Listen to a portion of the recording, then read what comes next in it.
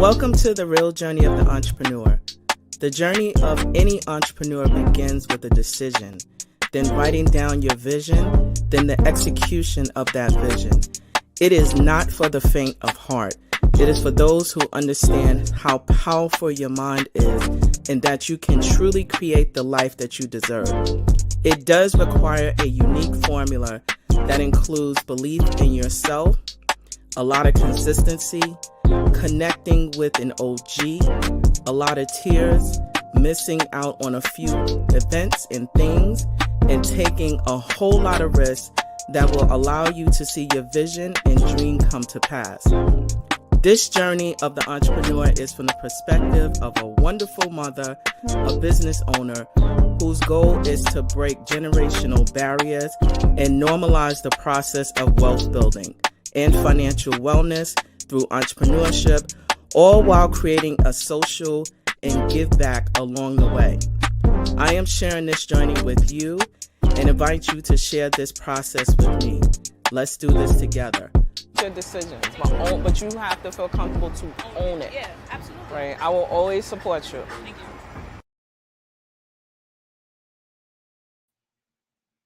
So welcome to the real journey of the entrepreneur. We are back. We are back for season 2. My name is Anita Pierce, and I am the host, the producer.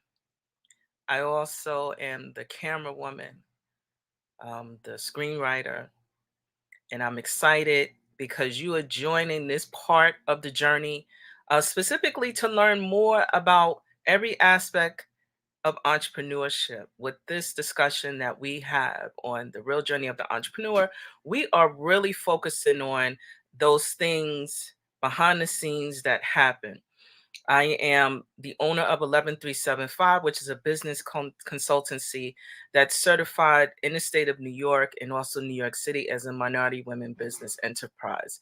We are focused on helping other entrepreneurs grow and scale, but we also are looking to have individuals come on who have the courage, specifically on this show, about their journey of entrepreneurship.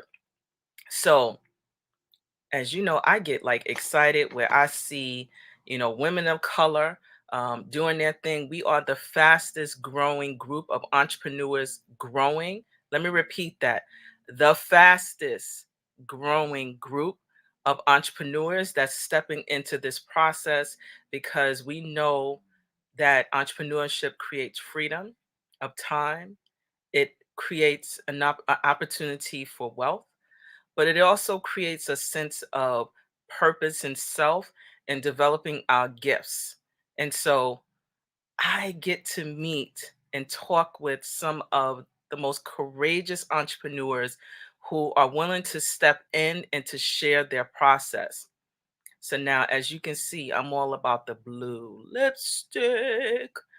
But what I really wish I had is my next guest in my home doing all this goodness, right? And making it glow. I have Miss Washington, from the red carpet to the runways of Paris and Mulan. Miss Zarielle Washington is a celebrated international makeup artist from New York City.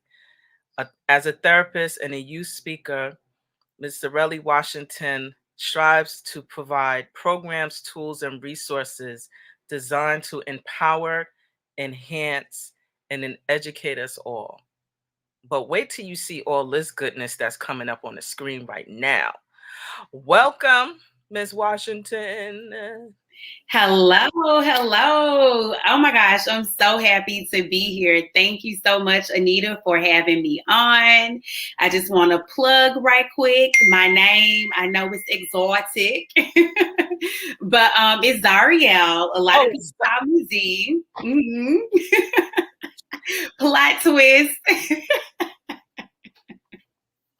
That is, now see, it's Zarielle. Zarielle? Zarielle. Thank you, Mama. Excuse me for the mispronunciation. I usually do really well much better. So Zarielle, Mhm.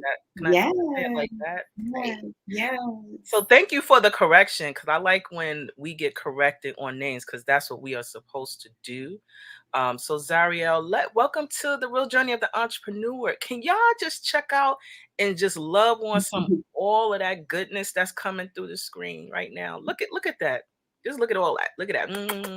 Listen, I live to give a look, okay? Not only is it a part of the job, but it's a part of my personality. So any opportunity to promote myself and also individuality, I am here for.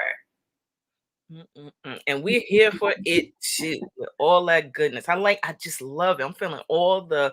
Mm, mm, mm, mm, mm. So now let's get started about who you are, what you do, and just tell us a little bit. Let's help us unpack your start of entrepreneurship. Of course. So I'd say my start in entrepreneurship happened fairly early. I've always been super creative.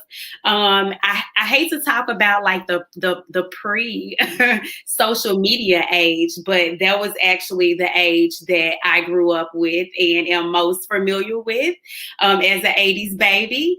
And I remember going to college, or when I was getting ready to go to college, I used to have so much fun with all of my friends doing their makeup, picking out their outfits. And I was like, okay, you know what? This is what I want to do. No, my parents said no. At the time, it was very different from now. Makeup artistry was basically like a cult. You know, there weren't very many books on how to get into it, what to do. The only thing that I knew was to go to cosmetology school, but there weren't any leads after that. So I went ahead, took my full ride, and went to college. The year that I was supposed to graduate, I had a really, really bad accident, and I was diagnosed with having a neck fracture that actually was supposed to leave me paralyzed from the waist down. And at that point in time, it was my senior year. I was going to graduate. And I had to drop out of school. And it left me with a lot of time to think about the type of life that I wanted to live. And I felt like I was given a second opportunity to live life and to do the things that I was put here to do. And as soon as I graduated, a month later, I moved to Atlanta, you know, on the path to be a makeup artist without any guidance. And social media was just coming around. Facebook was here. And so I'm thinking to myself, I'm about to move to Atlanta. I'm going to post ads on Craigslist and, you know, let people know on Facebook, and I'm going to be a makeup artist. And here I am in New York City as a makeup artist. In that time, I learned a lot about what it means to be a makeup artist, but most importantly, what it means to be a businesswoman. And I would definitely say a lot of the positions that I had, I've never really had a 9 to 5 other than working at a bank. But I feel like each of those positions has bestowed upon me the knowledge of how a business operates, from marketing, customer service, just the day-to-day interactions, promotions. So I've taken a lot of that and just kind of incorporated it into my my blueprint as a business owner. So that is really wonderful. But you want to know something that I find that for those who I have interviewed thus far, there seems to be a connection of us all either have coming from either the banking or financial services industry. I find that to be a common thread. Every person that I've interviewed so Mhm. far for the real journey of the entrepreneur Mhm. has roots or connections with financial services. I don't know about the retention rate, but Clearly the retention rate is not there, because we all know if you work in banking, you work in any type of financial institution, or are familiar with financial literacy, you know that it is a endless pot of money out there, and we are trying to get to the dollars and make it make sense. And just for me, a 9 to 5 doesn't really suit my spirit. it doesn't really suit my spirit. So one of the things that I will say about just picking any career that you want to go in is really, it has a lot to do with like self-analysis and knowing what your strengths are, and what you're good at. And I think that's going to be one of the things to kind of help propel you and motivate you, especially when things get hard, because I know you've already let them know that it's hard out here. It's hard out here, not just for a pimp, but for an entrepreneur too. And we not pimps, but I'm just saying it is very challenging to take risk on your own. And one of the things that we are looking to unpack specifically in this discussion in within your industry, because there are a lot of folks who would like to be in the beauty industry but may not know how to start. So let's really think about your particular blueprint that has worked for you. What were your startup costs like when you first got started? So I say this, of course, I'm going to hit you guys with a number, but before I hit you with the number, I just want to give you some details and also some advice. I'm going to say right here and right now, start with where you are with what you have. If you want to be a makeup artist, chances are you already own a lot of makeup, you know? So, I mean, the first step, of course, would be to develop a kit. That is where the bulk of your expense is going to come in at, but there are ways, to do it where you're getting what you need kind of along the way. And one of the joys about being a makeup artist is, first of all, you have to remember that you are an artist.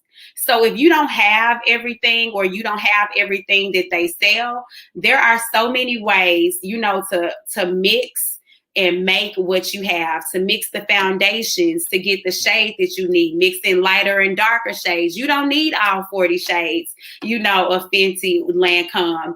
You can start with 6 and just kind of mix a few from there. The same thing for lipsticks and blush. Those two are interchangeable. Eyeshadow and highlighter, interchangeable. So yes, you are going to spend a lot of money to get that pristine, quality, clean kit when you start. But to be honest, the way that you're going to start is going to be, first of all, by practicing, not just on yourself, and on other people. And when I say practice, people don't pay you to practice. So, whether it's your friends or somebody, you can start by doing that. I think the most attention to detail gets left off when it comes to the behind the scenes, because of social media. A lot of people think that you don't need a website, or you don't need certain processing sites to help run the transactions for your business, and that's not true. You can build a website yourself on Squarespace or Wix, and it's a very low cost startup value of $200. But before you build a website, you're going to need pictures of your work to put on the website, and that's one of the things that I want to recommend that makeup artists or beauty professionals